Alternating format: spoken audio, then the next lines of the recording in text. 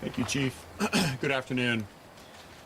On Friday, July 29th, 2022, a Washington County grand jury indicted 14 defendants on over 130 felony crimes, including racketeering, aggravated theft in the first degree, theft in the first degree, attempted theft in the first degree, and laundering a monetary instrument, all related to the theft of catalytic converters throughout the Portland metropolitan area.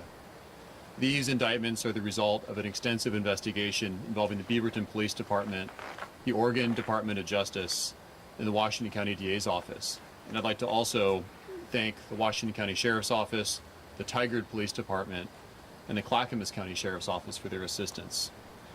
As this remains an active investigation with pending prosecutions, I won't make a further comment regarding these cases, but I do want to take this opportunity to talk with you about public safety issues in Washington County.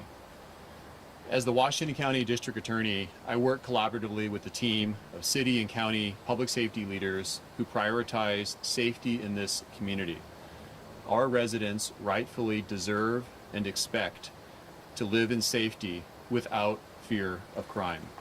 And while the crime data demonstrates that Washington County is one of the safest counties in Oregon, with a crime rate that's approximately 30% below the state average, we know that crime is increasing here in the metro area and it threatens the safety of our community.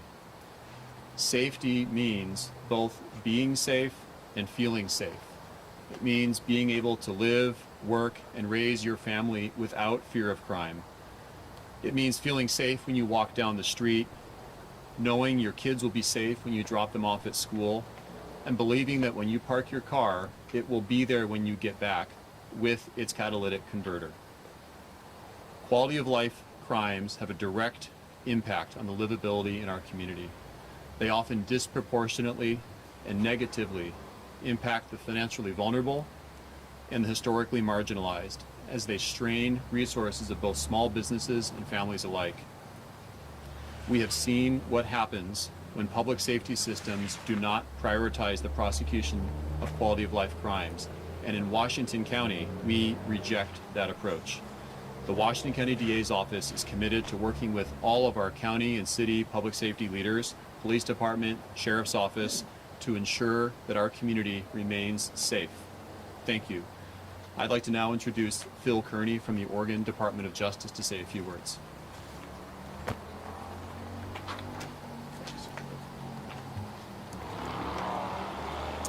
Thank you, DA Barton.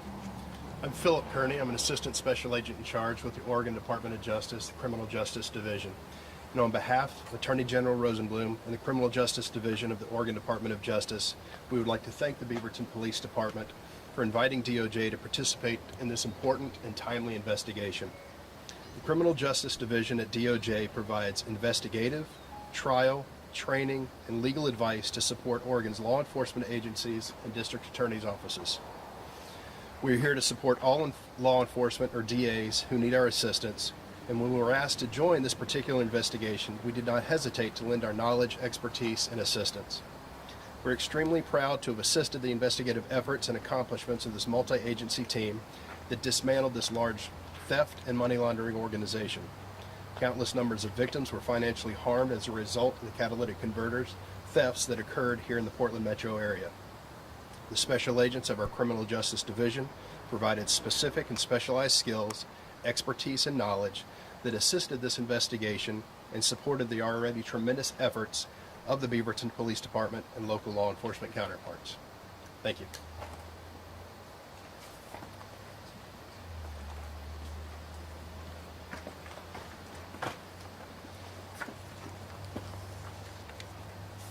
All right, everybody.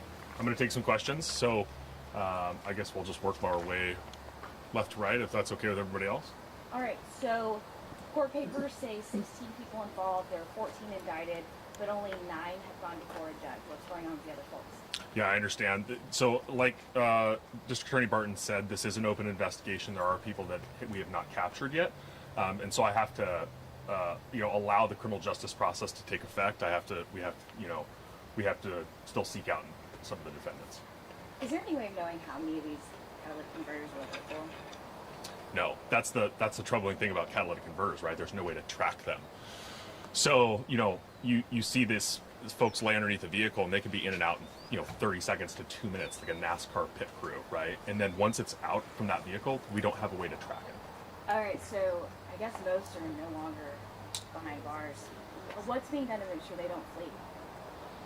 I can't comment on that. I'd leave that up to the Washington County Sheriff's Office or the District Attorney's Office. Go ahead. Matt. Yeah? Kendra, go ahead. Oh, I was just going to ask, can you speak to what started the investigation initially before that traffic stop in March or whatever that was? I can't. Like I said, Kendra, the investigation is still ongoing, so there's details of this investigation that I can't release for fear of, belaboring or having some sort of effect in the future investigation. Okay, one other question, Matt, if I can. Can Yep. you just speak, I guess, more broadly to the problem in Beaverton? How often are officers in Beaverton getting reports of people who say, oh my gosh, my catalytic converter was cut off? Yeah, see, we're seeing a direct correlation between the price of these metals going up and the thefts going up, right? It's a simple supply and demand. And so since 2019, we've seen an increasing amount of catalytic converter thefts.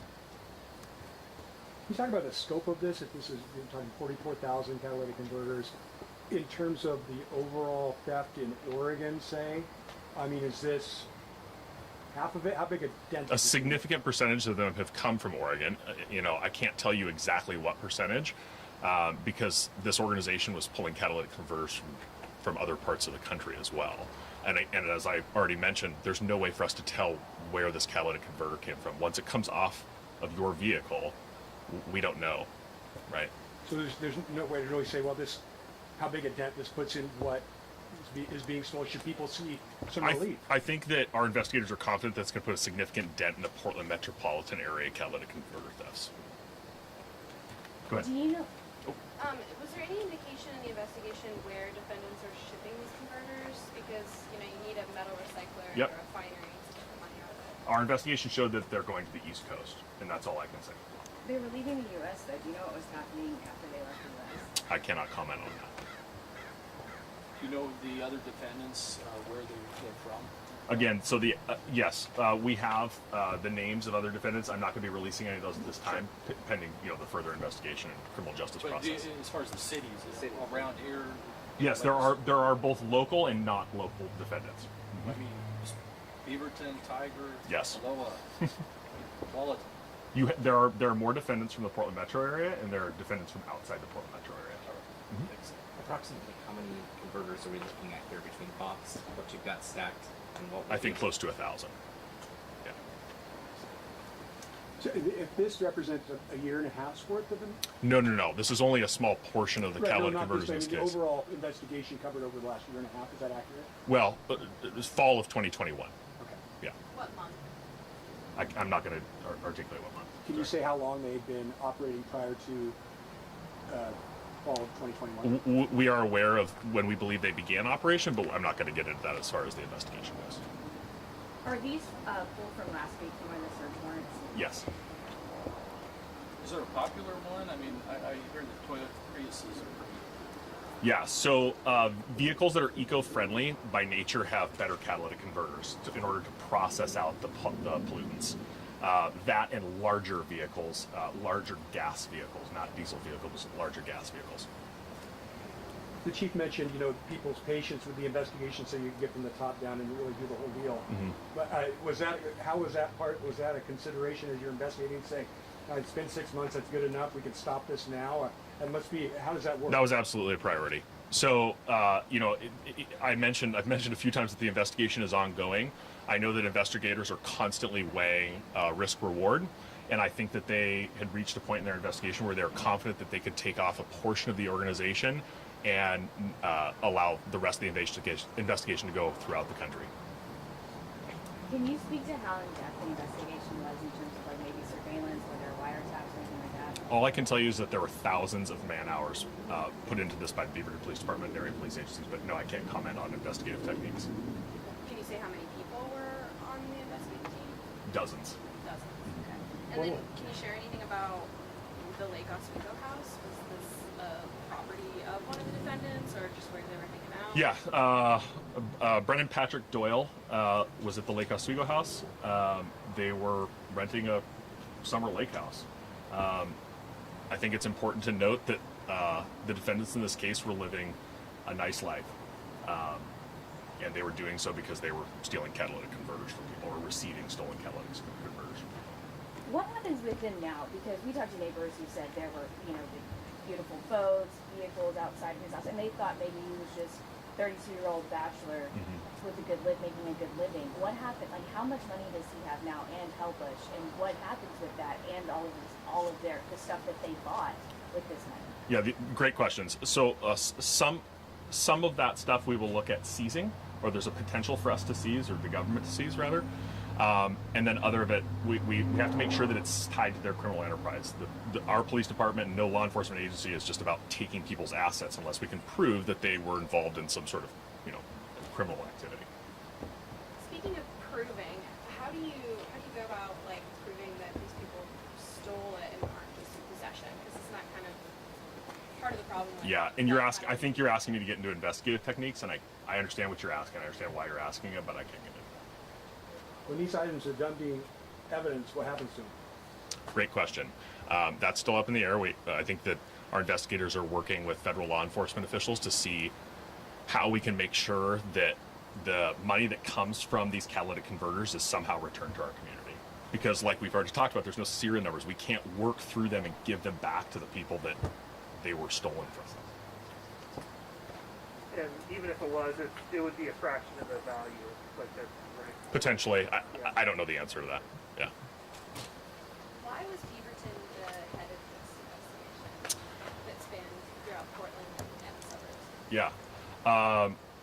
Our detectives received information, and they saw the increase in the number of thefts related to catalytic converters, and I think that it was going to take some law enforcement agency to put their foot down and say, we're done with this. We're done trying to track down the onesie twosies of these these catalytic converters being stolen. At some point we've got to work our way to the top and take off a part of an organization or an organization in its entirety. And I'm proud to say that it was our investigators. It's the Beaverton Police Department that took that on. Another Long question shot, from but me. is Hang on, Kendra. One more question, I'll come to you. from the 12 to 14, possibly other people, were they kind of like the foot runners, or did they play different roles in the enterprise? Yeah, I mean, if you can imagine, I think this is often said, if people went about just running a legitimate business, they would have been pretty good at running a legitimate business. So I think if you think about any business of this size that's turning millions of dollars worth of catalytic converters, you need an organization to do that. So if you look at any other business that that's turning this sort of profit, they're going to have multiple people involved. Okay, Kendra, your question. I was just going to ask how many people have you guys maybe estimated are truly involved? And I'm talking about the people who are actually cutting them off and then, selling them to this person and then selling them to that person. Yeah, it would be presumptive of me to estimate how many people, especially nationally, that are involved in this. Obviously there's dozens, potentially hundreds involved locally, but again, that's presumptive for me to say that. How important is it do you absolutely have to have the help of your DA? Does he have to be in agreement with this for you guys to go ahead with it? No, I mean, it's our job to investigate these. Right. But, the justice system isn't just the Beaverton Police Department. It isn't just local law enforcement. The justice system, in order to be effective, requires partnerships between, local, state, federal law enforcement and prosecutors. So it's very important. When you guys brought it to them, what was their response? I know that District Attorney Barton takes this very seriously. I think he articulated that pretty well. It's these quality of life crimes that cause problems. If you think about how this you cannot measure the impact of somebody coming out to work and not missing their catalytic converter, how that impacts their life, how that impacts their work and their children and their family's life. And I know that Kevin Barton is very serious about that, and he wants to make sure that Washington County remains a livable place. I think I'm good. Just to clarify, Yep. Helbush and Doyle, are they out on lease, or are they I believe Doyle is out. I think Helbush is still in custody. And All right. So listen, I know that the best shot isn't from over here. So if you guys just want to take turns cycling through to this location or whatever location you feel is best to get your shot, there are boxes behind me. The boxes is how they were shipping these catalytic converters to the East Coast. So you can see the size of these boxes, and you guys can imagine the cost of shipping. Please keep. I was just about to give this. You got to keep your camera and everything beyond this because this is an evidence location. Also, folks, there's other evidence in here above this. It's vehicles that are not related to this case. There's bikes in the back that are not related to this case, and you can try your best to not get those other items of evidence in your shots. Okay? I'll be back there if you guys have any more questions. Okay, where do you want to walk on the streets? Wait till they're done, and then... So like, 10 minutes before that's what it's He's over there. It's just let them get their shot. And I'm just going to read the same thing.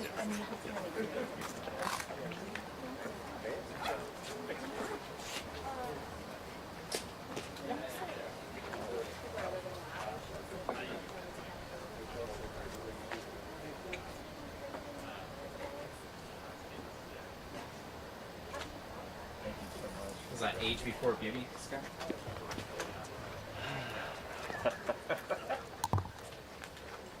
I got time. Where do I begin? I've got use a time and we microphone? have no show, so I'll go last. Got nothing to say. 8:30. Okay. Enjoy it. Enjoy it. This never happens like that, right?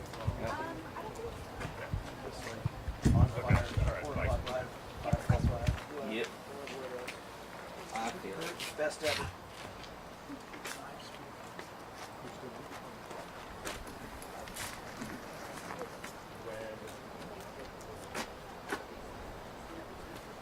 Hey folks, I don't know if you still have audio going. This is one of our new police officers. When you're done, he's gonna make sure you guys are escorted out.